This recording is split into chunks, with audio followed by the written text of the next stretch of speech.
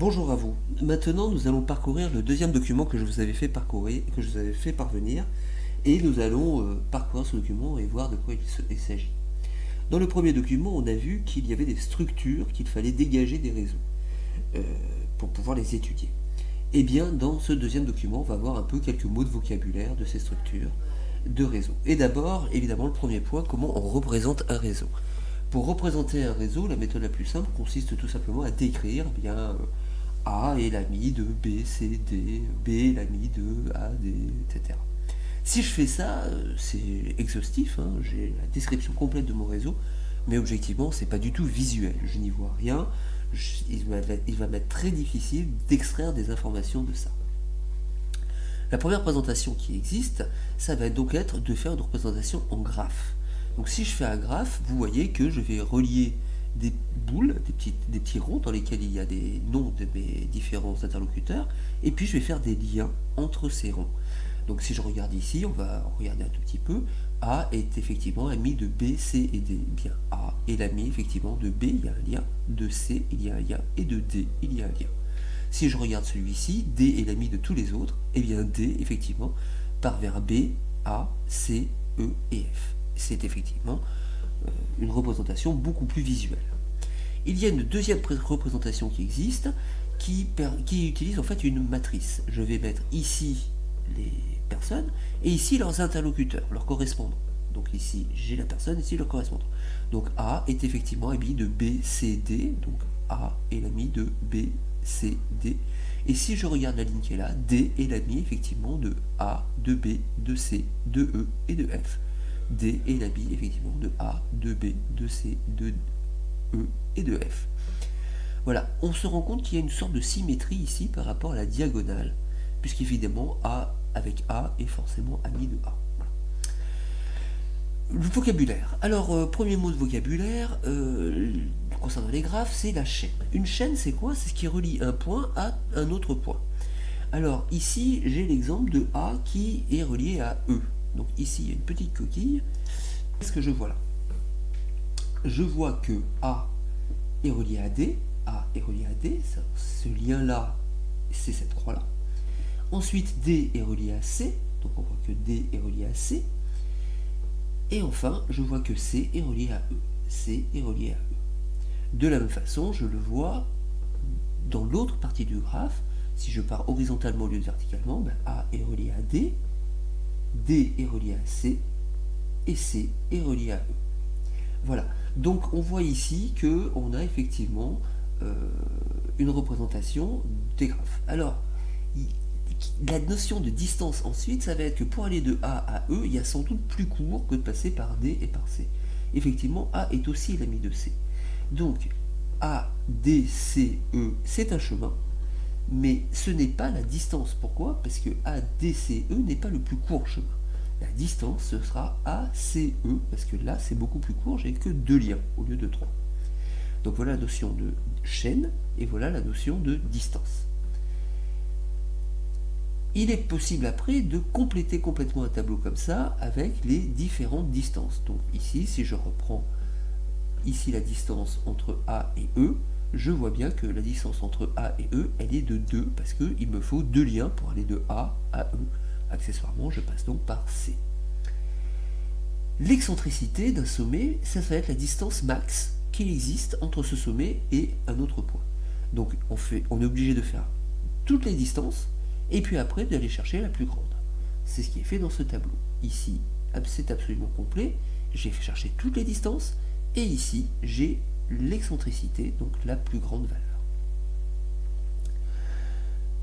Enfin, de tout cela, on peut conclure deux notions importantes. La première, c'est le rayon. Le rayon, ça va être le sommet qui va avoir l'excentricité la plus petite. Ici, vous voyez que D, il n'a que des 1. Donc, c'est le centre, et là, il est unique, c'est le centre de mon graphe. Vous verrez que des fois, c'est pas le cas. Des fois, il y a plusieurs centres d'abord du graphe, par exemple. Et puis enfin, il y a une deuxième notion, c'est la notion de diamètre. Le diamètre, ça va être ici. Il faut aller chercher la plus grande des distances dans ce tableau-là. Et en réalité, la plus grande des distances, c'est en fait la plus grande des excentricités qui sont notées ici dans cette colonne. Donc la valeur la plus petite ici, c'est 1, et donc le centre, donc c'est le rayon 1 et le centre c'est D. Et la plus grande excentricité ici que je trouve c'est 2, et donc 2 ce sera le diamètre de mon graphe. Voilà, donc je vous avais donné un exemple de graphe. Ensuite je vais vous demander de faire la même chose, mais cette fois-ci sur un deuxième graphe, un deuxième réseau, dont je vous donnais ici les différentes caractéristiques. Donc qu'est-ce qu'il faut faire dans ce cas-là? Eh bien, il va falloir faire ce travail-là. Donc, premier travail, on va représenter ce réseau, mais cette fois-ci sous forme de graphe. Et on va le faire nous-mêmes. Donc, je prends le dessin qui est là, CTRL-C, et je CTRL-V. Hop là. Et là, maintenant, qu'est-ce que je vais faire? Eh bien, je vais mettre mes différents traits. Alors, je vais chercher la forme trait. Je mets une certaine taille, de telle sorte que j'y vois quelque chose. Hop là. Et puis, eh bien, c'est parti. Alors, A est l'ami de B et E. Donc, A est l'ami de B. Et A est l'ami de E. Ensuite, j'ai B est ami de A et C. B est ami de A, c'est déjà fait. Et B est ami de C. Ensuite, C est ami de B. C est ami de B, j'ai déjà mis. De F, C est ami de F. Et C est ami de D.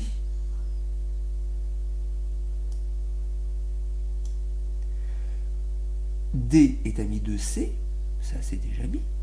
D est ami de F. Et D est ami de E. Je bascule à gauche.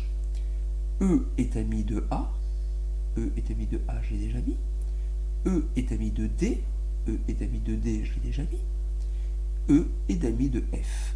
E est ami de F.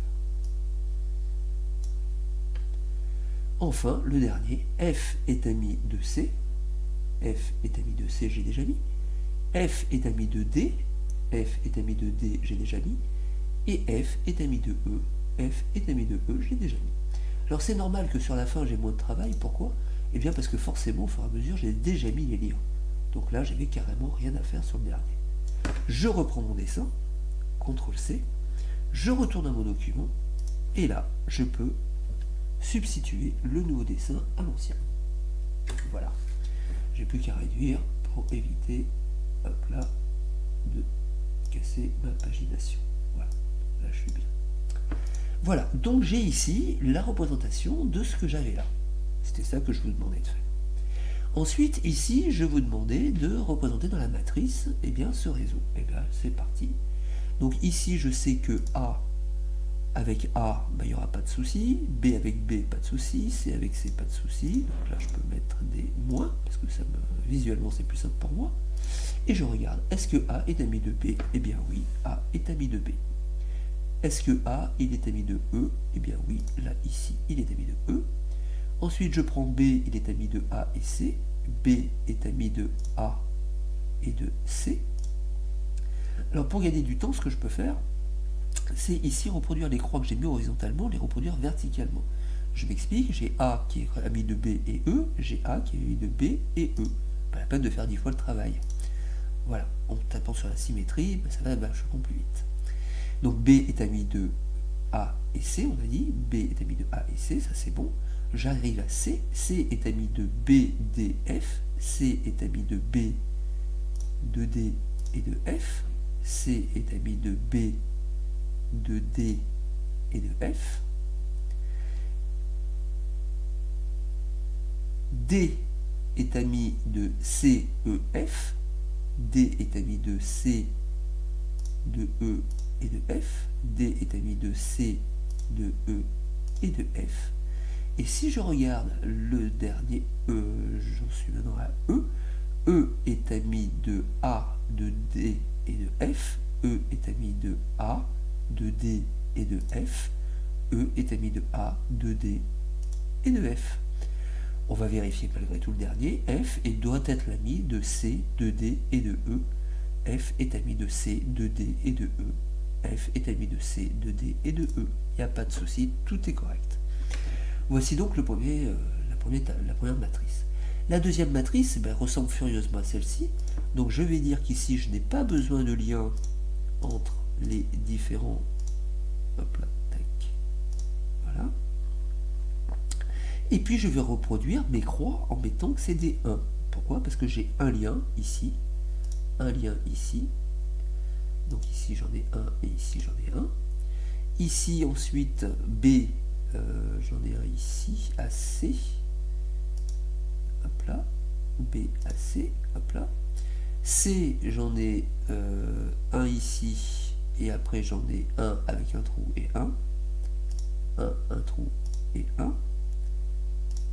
Un trou et un. Et enfin j'arrive vers la fin de mon tableau, puisque je vais avoir D qui est l'ami D, donc je mets deux croix ici et une croix là. Donc tac, tac, tac, tac, tac, et là. Voilà. Donc là j'ai reproduit mon tableau. Maintenant ce qu'il va falloir que je fasse, c'est que je calcule les distances. Pour calculer les distances, pas très compliqué. A pour aller à C, A pour aller à C, il me suffit de passer par B, donc je fais 1, 2. Donc ici, je vais mettre un 2. Et du coup, j'en mets un ici. Ensuite, A pour aller à D, D il est ici. Alors j'ai le choix, je peux faire A à B, B à C, C à D, mais ça fait 3 liens. Est-ce qu'il y a plus court? A à E, E à D. Oui, c'est beaucoup plus court, ça fait que 2. Donc A pour aller à D, et bien c'est 2. A pour aller à D, j'ai une distance de 2. Ensuite, A pour aller à F, je me rends compte que F est ici, donc je pourrais effectivement passer par B, C, D et arriver à F, mais ça serait beaucoup trop long, j'aurais 1, 2, 3, 4 liens. La distance, c'est juste 2 ici, puisque en passant par E, A, E, E, F, eh bien j'ai une distance de 2. Donc ici, j'ai un 2, et ici également 1. Il me reste 3 à calculer, donc B pour aller à D, B pour aller à D, je me rends compte que je passe par C, donc il me suffit de faire 2. B pour aller à E, eh bien, clac, clac, je passe en 2 coups en fait. B pour aller à E, clac et clac. Et B pour aller à F, eh bien, en passant par C, j'y suis directement. Donc de nouveau, j'ai 2. Dernier calcul à faire, C pour aller à E, C pour aller à E, soit je passe par D, soit je passe par F, mais de toute façon, j'ai une distance de 2. Et voilà. Ensuite, je dois chercher l'excentricité. Donc, je vous rappelle, l'excentricité, ça va être la distance la plus grande que je vais rencontrer pour chaque nœud. Donc, si je prends A, je me rends compte qu'au maximum, il a une distance de 2.